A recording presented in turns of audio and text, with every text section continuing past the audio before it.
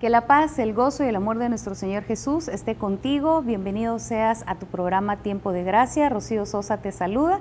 Quédate con nosotros, incluso si es la primera vez que sintoniza la señal de Agape TV Canal 8. Quédate, no es coincidencia ni casualidad. Jesús tiene algo que decirle a tu corazón y por supuesto también al mío. Durante varios días hemos estado profundizando en el sacramento de la confesión. La confesión tiene 5 componentes y ellos son el examen de conciencia, el dolor por los pecados, el propósito de enmienda, decir los pecados al confesor audiblemente, y la última es cumplir la penitencia que se nos fuera impuesta. Así que el tema de hoy es precisamente la penitencia. Y vamos a dar inicio con la frase para este día y por supuesto tiene relación con el tema de hoy y dice de la siguiente manera: haced penitencia, haced oración por los pecadores, implorar perdón, el Santo Rosario constante rezad, y la paz del mundo el Señor dará. Dicho por María Santísima a los pastorcitos de Fátima. Qué insistente el mensaje de María Santísima para toda la humanidad de hacer oración, de hacer penitencia y de rezar el rosario por la paz del mundo. Por eso es que es tan importante que nosotros entendamos qué es la penitencia. Estamos hablando precisamente en el contexto de ese acto que nos deja el sacerdote después de confesarnos. Y por esta razón quisiera dar una pequeña definición de lo que es la penitencia. La penitencia, en palabras sencillas, es rezar o hacer lo que el confesor nos indique hacer después de confesarnos. Es la pena que impone el confesor al penitente para satisfacer el pecado o para preservarnos del pecado. San Juan Pablo II, en su exhortación apostólica Reconciliación y Penitencia, él decía que las obras de satisfacción por el pecado deben consistir en acciones de culto, de caridad, de misericordia y de reparación. Por otro lado, es importante que notemos aquí que la palabra clave de la penitencia es satisfacción por el pecado. Cuando se daña algo, si es muy importante, por ejemplo, si usted tiene algún objeto preciado en su casa, un adorno, un jarro, algo que viene de generación en generación, pues inmediatamente lo que se trata de ver es la posibilidad de que sea restaurada esa pieza o de que sea restaurada esa imagen que se pudo haber dañado por un golpe, o ese jarro que por un golpe también se le cayó algún fragmento, y se busca tratar de reparar el daño que sufrió esa pieza. Cuando nosotros pecamos, recordemos que hemos venido profundizando en este tema de pensamiento, de palabra, de obra o de omisión, ya sea un pecado venial, un pecado grave, en cualquiera de las 7 materias que son los 7 pecados capitales: soberbia, lujuria, avaricia, gula, pereza, envidia, ira. Esto provoca un daño, produce un daño, ¿sí? Ya sea a una persona, al ambiente, a mí mismo, a la iglesia, se produce un daño. Cuando nosotros leemos en el libro del Génesis, cuando se nos narra la caída de nuestros padres Adán y Eva, el Padre trata de restaurar precisamente el daño que se causaron a sí mismos Adán y Eva, el daño que se provocó al esta desobediencia ser cometida. Y quiero leer una parte de Génesis donde el Señor trata de reparar ese daño que se provocó en su creación. Y interroga a Adán, y Adán le dice: bueno, Señor, es que fue la mujer que tú me diste y por eso yo comí. Cuando Dios Padre interroga a Eva, le dice, Señor, es que fue la serpiente me engañó y entonces yo por eso comí. Veamos en el capítulo número 3, estamos en Génesis capítulo 3 y versículo 14 en adelante.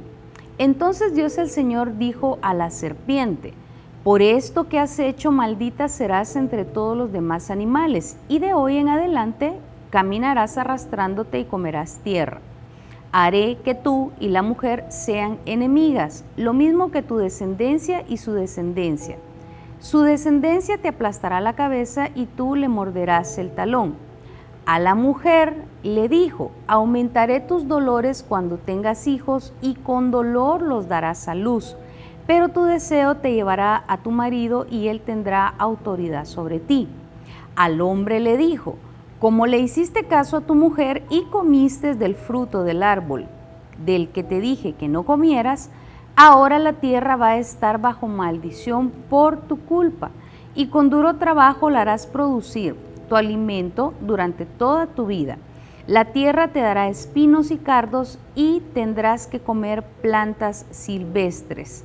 Te ganarás el pan con el sudor de tu frente hasta que vuelvas a la misma tierra de la cual fuiste formado, pues tierra eres y en tierra te convertirás. Palabra de Dios, te alabamos, Señor. Notemos acá que la creación era perfecta, no había nada malo, ni venenoso, ni nada que causara maldición. Todo era bueno, todo era bendición, hasta que entró esa desobediencia por el deseo de querer ser como Dios. Y ya hemos hablado que la tentación de Eva fue querer conocer qué era el mal, porque solo conocía lo que era el bien. Y esa tentación de querer saber, de querer conocer el mal, hizo que desobedeciera, y efectivamente se cumplió la mentira que dijo Satanás. Sí, conocieron lo que era la verdad, lo que era el mal y el bien, pero no se volvieron Dios. ¿A qué voy con esto? Acá en los versículos específicamente, en el 18, dice que la tierra empezó a producir cardos y plantas silvestres. La tierra no tenía plantas malas, por decirlo así, o venenosas. No tenía frutos extraños, y dice que a partir de ese daño que se causó, la tierra empezó a producir frutos que antes no tenía, cardos y espinos.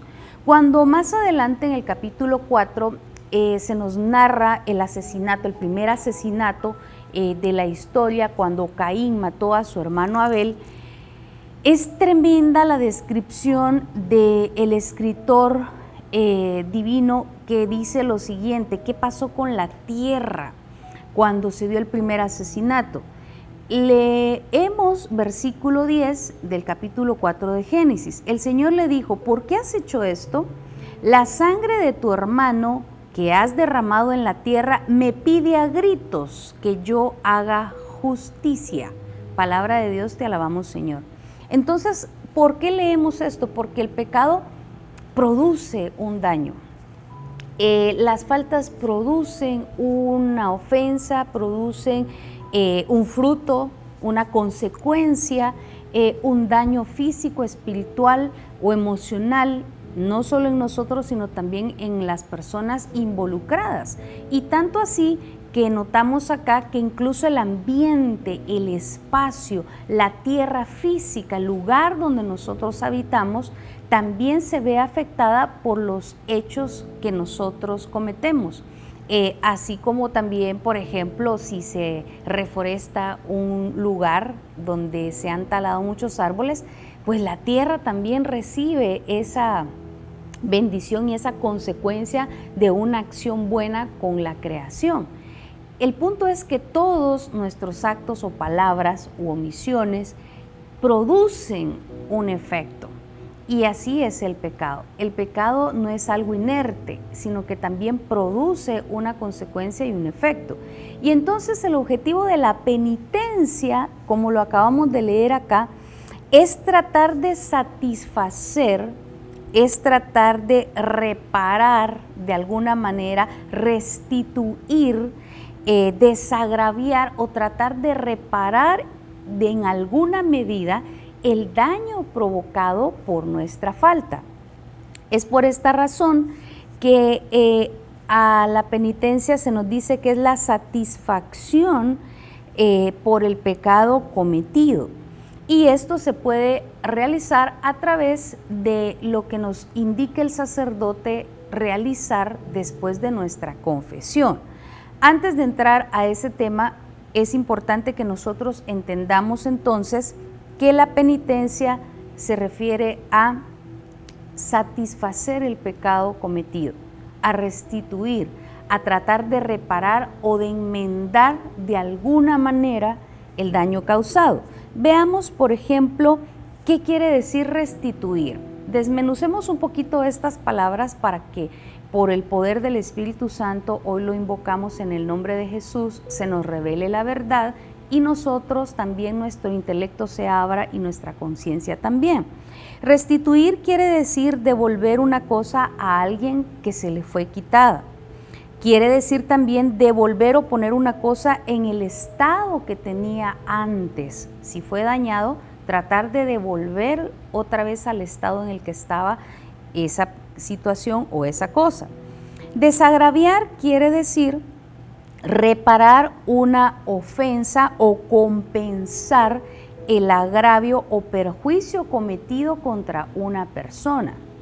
Entonces notamos acá que el compensar también viene a ser parte de la penitencia, tratar de compensar de alguna manera el daño causado, porque si restituir dice volver a dejar algo como en su estado original, es casi que imposible, ¿sí?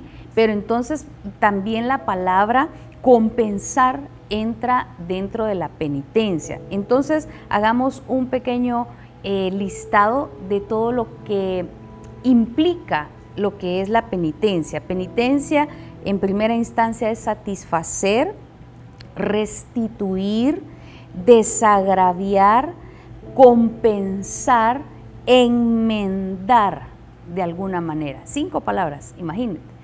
Tratar de compensar, satisfacer, desagraviar, compensar, restituir, de alguna manera la ofensa, el perjuicio o el daño o el agravio cometido. Entonces aquí cabe la historia de un personaje muy particular en las Sagradas Escrituras y es Zaqueo. ¿Quién no conoce la historia de Zaqueo? No voy a leer el texto completo, tú lo puedes encontrar en San Lucas capítulo número 19 desde el versículo 1 al 10. La historia de Zaqueo es muy pero muy conocida por las acciones que este hombre realizó al conocer en persona a Jesús. Este hombre dice que era el jefe de los cobradores de impuestos para Roma. Podemos decir entonces que muy probablemente Zaqueo era jefe de Mateo, el apóstol Mateo, que él era cobrador de impuestos, pero dice que Zaqueo era el jefe de los cobradores de impuestos para Roma. Y entonces este hombre era despreciado por los judíos, era ni de aquí ni de allá, porque como él era judío, los cobradores de impuestos eran judíos para cobrarle al pueblo judío, pero un impuesto para Roma, que era el imperio que los estaba oprimiendo. Entonces, ¿qué sucedía? Eran odiados por su propia gente, porque decía: traicionero, ¿cómo puedes estar cobrándole el impuesto a tus propios hermanos para dárselo al que nos está oprimiendo? Entonces su pueblo no los quería, los trataban como paganos, despreciables.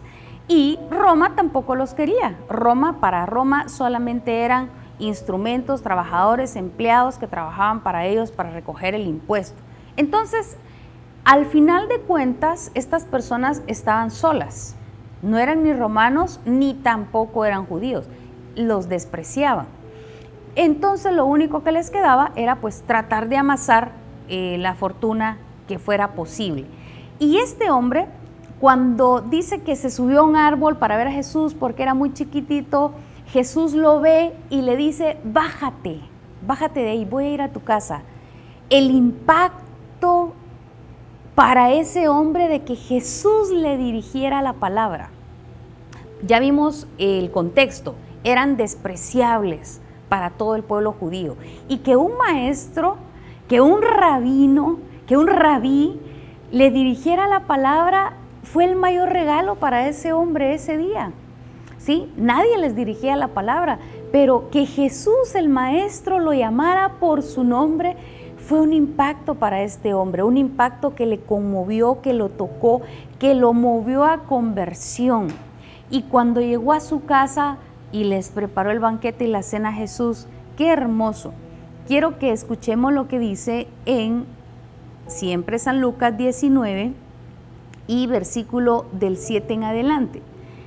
Zaqueo bajó a prisa del árbol y con gusto recibió a Jesús. Al ver esto, todos comenzaron a criticar a Jesús diciendo que había ido a quedarse en la casa de un pecador.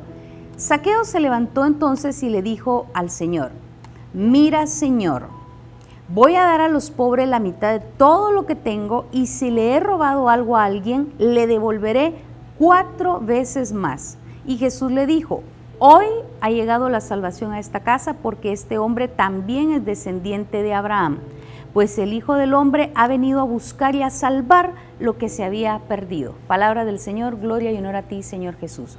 Hermanos, Zaqueo nos dice que no solamente devolvió 4 veces más a los que les había robado, imagínate la fortuna que había amasado Zaqueo, sino que de la mitad de lo que él tenía, empezó a repartir también a los pobres. Y cualquiera de nosotros muy fácilmente podríamos decir: wow, Zaqueo, qué generoso, qué obra tan grande la que hizo al empezar a repartir a los pobres y a ser justo, incluso devolver 4 veces más. No, no es así.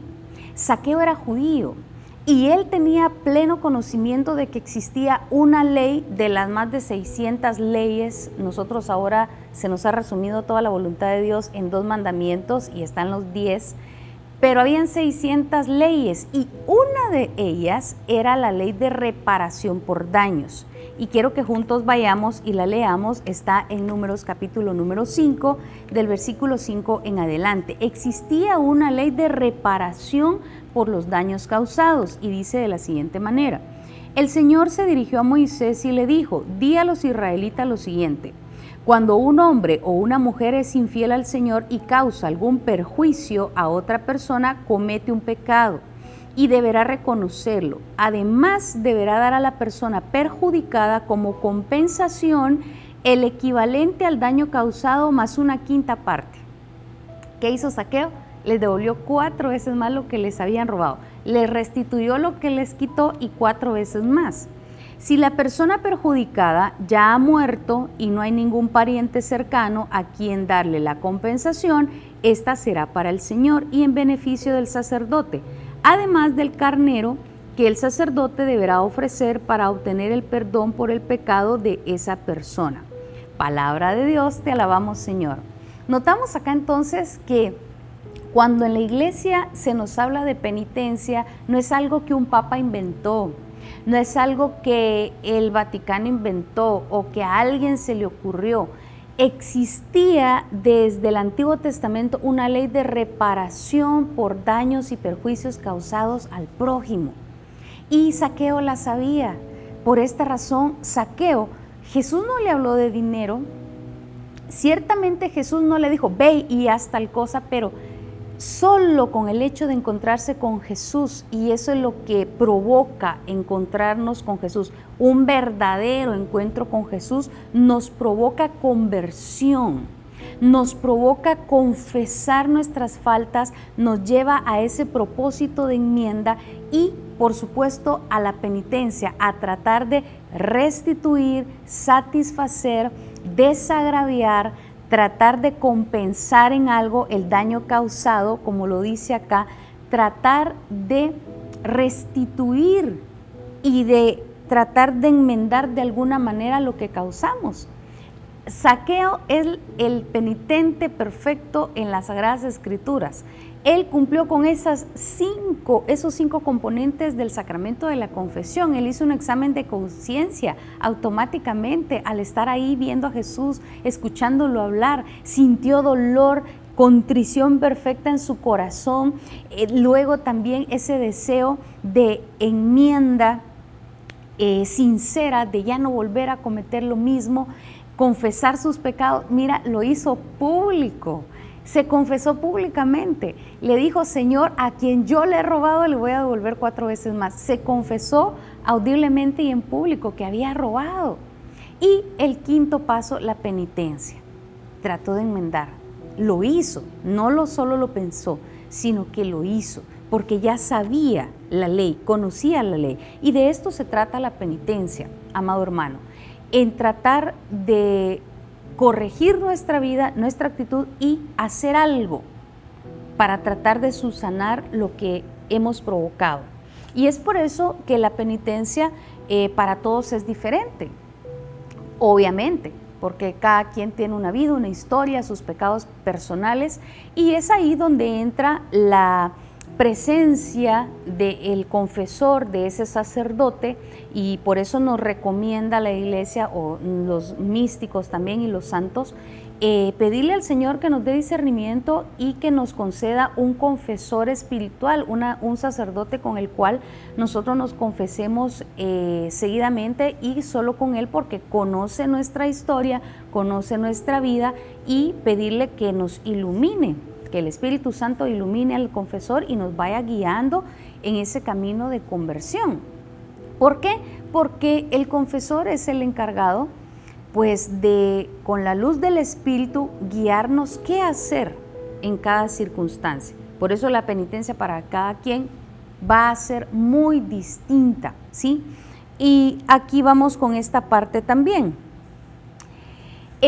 La penitencia, cuando nosotros leemos un poco de historia de las primeras comunidades cristianas, cuando nos hablan los padres de la iglesia, la tradición apostólica, pues durante más o menos los primeros 6, 7 siglos aproximadamente de la iglesia, estaba pues la formación de los catecúmenos, todos aquellos que querían ser parte de la iglesia cristiana tenían que pasar un proceso de formación, de penitencia, y en tiempo de Semana Santa pues eran bautizados y aceptados en la comunidad, específicamente en la vigilia pascual. Pero había también la práctica de la penitencia pública. Antes, cuando se cometían pecados muy particulares como asesinato, como idolatría, como adulterio, entre otros pecados, la persona que se arrepentía y que estaba buscando la absolución de ellos, el perdón de Dios y la reconciliación con la iglesia, con la comunidad, a veces tenía que pasar hasta por penitencias de 1 año, ¿sí? Haciendo sacrificios, que dentro de la penitencia, ya vamos a ver un poquito de esto, entran la mortificación, ya sea física o espiritual. Entraban muchos ejercicios piadosos para tratar de corregirse y enmendar el daño causado, pero también dentro de ello estaba la confesión pública. Tenían que confesarse delante de todos los hermanos lo que habían hecho para tratar de desagraviar al ofendido, a la persona que había sido agraviada, y publicarlo era una forma como de compensación o de restitución o desagraviar a la persona ofendida. Y así se le oraba por él, se le daba el perdón de sus pecados y ya estaba nuevamente en comunión con la comunidad y también con Dios. Pero a partir del siglo VII aproximadamente, se nos dice también en el Catecismo de la Iglesia, usted también puede leer a partir del numeral 1446 acerca de este sacramento, que los misioneros irlandeses, muy tocados, movidos y podría decir yo tal vez enamorados de la espiritualidad de los monjes, ellos trajeron acá a la iglesia esa práctica de que la confesión fuera más privada, que ya no fuera tan pública, sino que fuera más personal, más en privado, para que también hubiese más asistencia al sacramento de la confesión, que las personas no se detuvieran a acercarse a la iglesia o al sacramento porque tenían que decirlo públicamente y así pues perdían esa gracia de ser perdonados. Entonces ellos fueron los que empezaron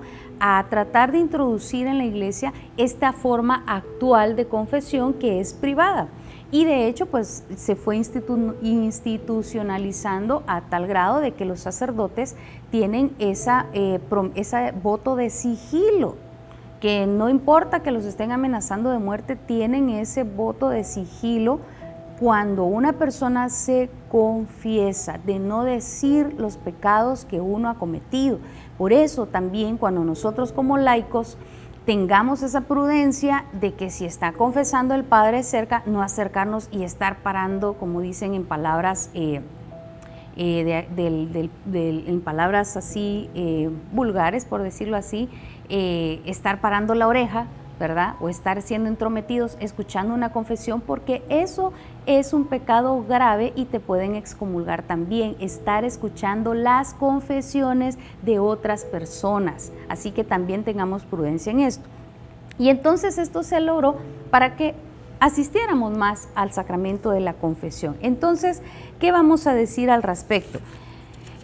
Si te mandan a decir un Padre Nuestro y 3 Aves Marías, eso va a desagraviar y a compensar a veces el daño que se causó. Bueno, definitivamente que nosotros no podemos decir de que al hacer estas 3 oraciones por nosotros mismos se va a desagraviar, pero no es por nosotros mismos, sino porque cuando a nosotros nos lo ha dejado el Padre, tiene el impacto de la gracia divina para ofrecerlo a Dios. A veces te van a dejar hacer otras cosas dependiendo del pecado que hayas cometido. Y entonces, ¿qué tenemos que hacer? Cumplirla en el plazo que el confesor nos haya dicho. No le des largas. Si te mandó a hacer algo en particular, ve a hacerlo lo más pronto posible. Si no cumpliste la penitencia porque se te olvidó, entonces no te preocupes, tus pecados han quedado perdonados, pero si se te olvidó porque fuiste irresponsable, pues puedes decirlo en tu siguiente confesión que no hiciste la penitencia que se te dejó.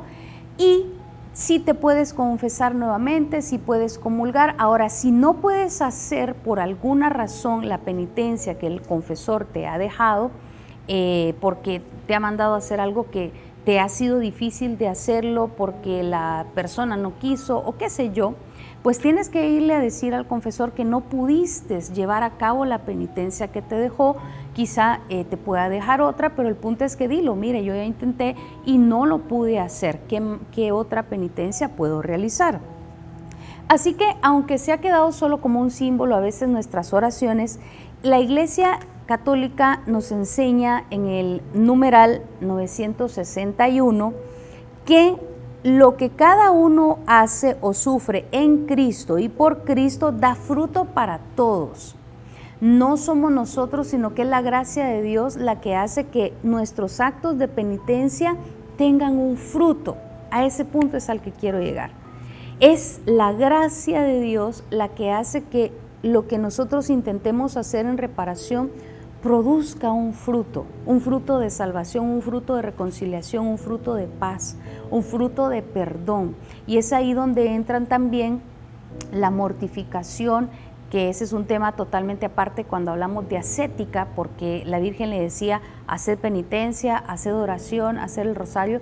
La mortificación, el infligir dolor físico o espiritual a nuestra alma, ofrecido junto al sacrificio de Jesús, tiene el poder y la gracia de ir reparando, de ir restaurando los daños causados, tiene el poder de ir subsanando y de irnos corrigiendo.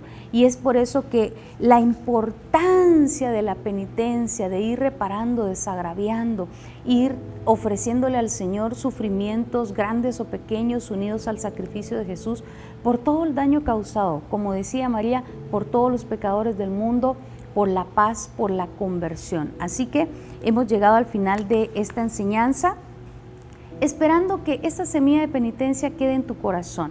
Es necesario, hoy más que nunca, hacer penitencia. María Santísima, Madre nuestra, pone en nuestro corazón esa gracia de un corazón penitente para desagraviar el corazón de nuestro amado Jesús y alcanzar la paz y el perdón. Así sea y así es. Amén y amén. Gracias por haber estado con nosotros. Dios te bendice.